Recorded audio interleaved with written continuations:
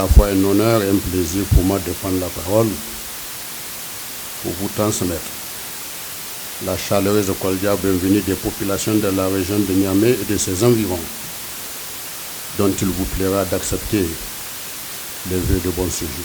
Célébré en 2025 sous le thème « Une douane qui concrétise ses engagements en matière d'efficacité, de sécurité et de prospérité ».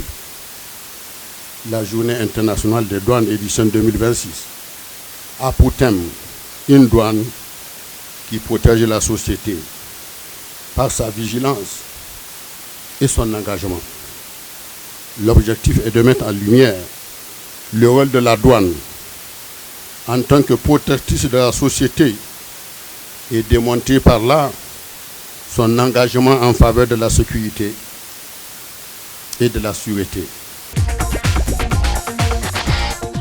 Au cours de l'année 2025, la douane a mobilisé des recettes générales de l'ordre de 399,37 milliards, dont 261,53 milliards hors exonération, 236,16 milliards au titre du budget général de l'État, avec des recettes douanières de 187,03 milliards et des prévisions de 223 milliards, soit un taux de réalisation de 83,87%.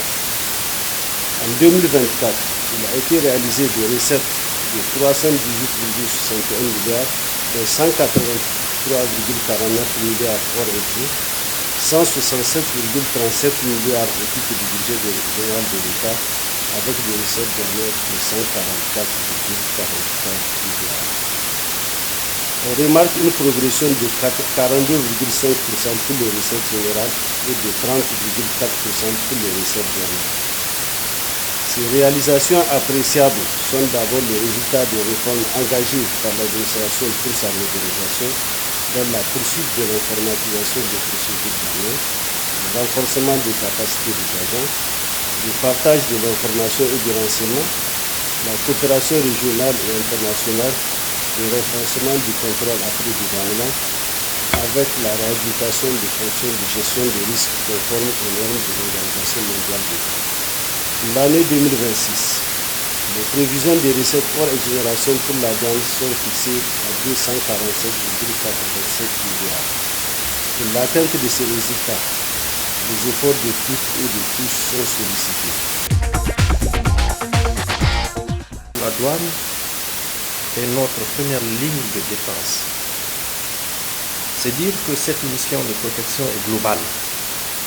Elle va bien au-delà de la lutte contre la fraude classique pour englober santé publique, contrôle des médicaments, des produits dangereux, la sécurité financière, lutte contre les flux financiers illicites, en lien avec les cellules nationales de renseignement financier, la gestion durable de l'environnement, lutte contre les trafics d'espèces protégées, la sécurité globale, sécurisation des chaînes logistiques, facilitation des échanges illicites.